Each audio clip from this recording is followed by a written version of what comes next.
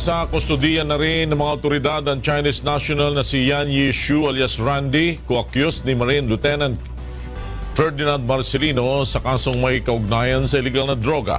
Ayon kay Justice Secretary Vitaliano Aguirre, sumuko kagabi si alias Randy sa NBI Special Task Force na pinangungunahan ni Agent Moises Tamayo. Lalo nang sumuko kahapon sa Armed Forces of the Philippines si Marcelino. Sina Marcelino at Chu ay kapwa naharap sa kasong paglabag sa Comprehensive Dangerous Drugs Act matapos silang maaresto sa loob ng isang clandestine shabu laboratory sa Santa Cruz, Maynila noong Enero 2016.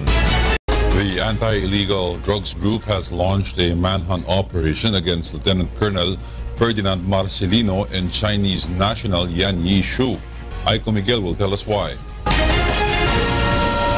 The Manila Regional Trial Court has issued an arrest warrant this morning against Navy Lieutenant Colonel Ferdinand Marcelino and Yan Yishu alias Randy for violations of Section 11 of Republic Act 9165. Thus, the PNP Anti-Illegal Drugs Group has ordered a manhunt operation against the two who are now in the hiding.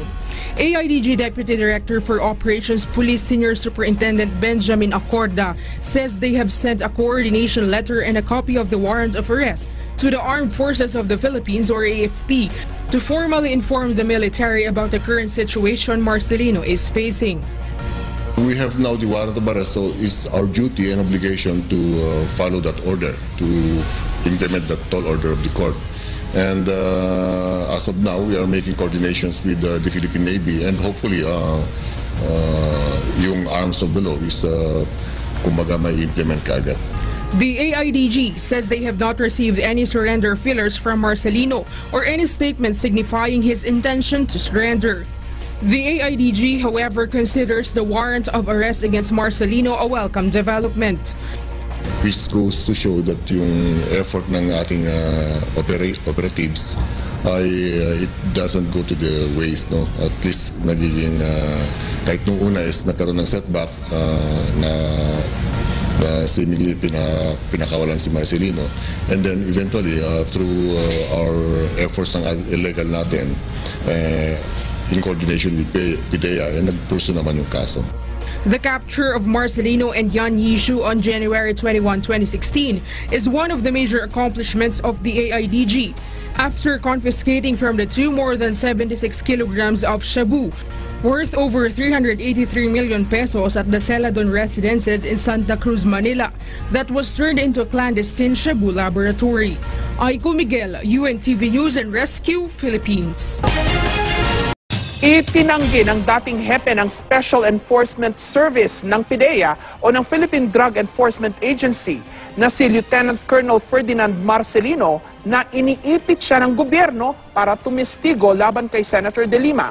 Lumantad si Marcelino matapos basahin ni De Lima kanina ang mga text message niya sa kanyang mista o classmate sa PMA kung saan nakasaad na pinipressure daw siya. Pero giit niya, hindi siya tinatakot o pinipilit na magsalita laban sa senadora. Live mula sa Quezon City, may report si Jamie Santos. Jamie? Jessica, dumulog sa tanggapan ng Public Attorney's Office ngayong hapon si Lieutenant Colonel Ferdinand Marcelino matapos ngang baliktarin ng Department of Justice ang nauna nitong desisyon na nagbabasura sa anti-drug law laban sa kanya. Pumunta si Lieutenant Colonel Marcelino ngayong hapon sa tanggapan ng Public Attorney's Office para humingi ng provisional legal assistance. Wala daw kasi siyang kakayanang magbayad ng pribadong abogado. Pwede naman daw ito ayon kay PAO Chief Percy Da Acosta, lalo na sa mga biglaang pangangailangan. Sabi ni Acosta, humarap si Marcelino para linawin ang mga pahayag ni Senador Leila De Lima. Hindi daw niya nakatext o tinext si Senador Leila De Lima. Kaya naman daw ikinagulat niya ang balitang nabanggit siya sa naging presko nito. Ang ka-text raw niya ay ang kanyang mista na kaanak ng senador. Palitan lang daw ito ng kamustahan at words of encouragement. Nasa kanilang mista, ang tawag ay pangpahay moral. Wala din daw nagpe-pressure sa kanya para magsalita laban kay Senador De Lima. Nakatrabaho daw niya ang senadora pero pawang professional lamang. Hindi daw totoong malapit sila sa isa't isa. Pero inamin ni Marcelino na may sumubok na kumausap sa kanya para mag-testify laban laban kay De Lima pero itong kumausap daw sa kanyang ito ay wala sa panig ng gobyerno. Retiradong empleyado raw ito ng gobyerno na tumanggi siyang pangalanan. Sa tanong kung handa ba siyang mag-testify o napilit ba siya nitong kumausap sa kanya, ani Marcelino, handa naman daw siyang humarap sa mga isinasagawang investigasyon, mapa sa Senado o Kamara pa ito. Tanging katotohanan lang naman daw ang kanyang sasabihin at lahat ng kanyang nalalaman. Sa panig lang daw siya ng katotohanan. Sa pagre-reverse ng kaso laban sa kanya o yung sa timing ng kaso laban sa kanya, ayaw raw niyang isipin na napupolitika siya. Sa kabila raw na nangyayari sa kanya, naniniwala pa rin daw siya sa justice system ng bansa. Kampante rin naman daw siya na walang katotohanan sa isinampang kaso laban sa kanya. Narito ang ilang bahagi ng naging pahayag ni Lieutenant Colonel Marcelino. Hanggat sa abot po ng makakaya ko, tutulong ako basta sa ikakabuti ng bayan natin, lalo na sa kampanya sa droga. I will do everything.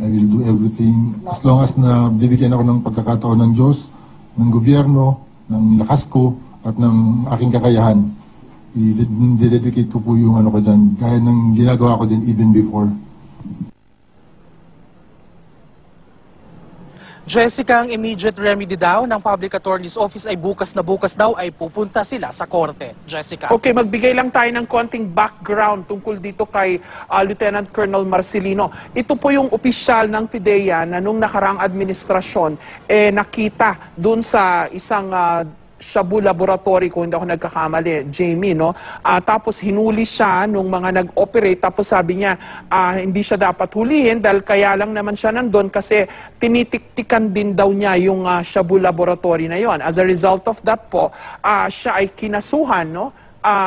Ikinulong din yata, tapos kinasuhan. Tapos recently, yung charges drinap.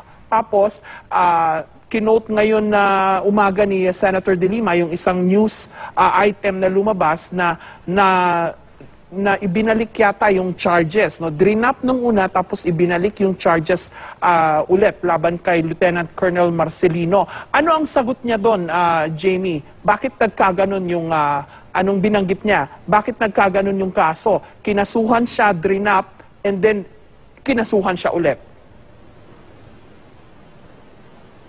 Yun nga, Jessica, ang ikinagulat nito ni Lieutenant Colonel Marcelino, ipinagtataka daw niya kung bakit, kumbaga, binuhay muli yung kaso sa kanya. Kung matatandaan daw, talaga namang naipakita na nila na walang sapat na ebidensya laban sa kanya at kumbaga, nabigyan na nga daw siya, nakapag-bail na siya. Kumbaga, maituturing na nga na clear na siya sa kaso at wala naman daw napatunayang nakuhang illegal na droga sa kanya, Jessica.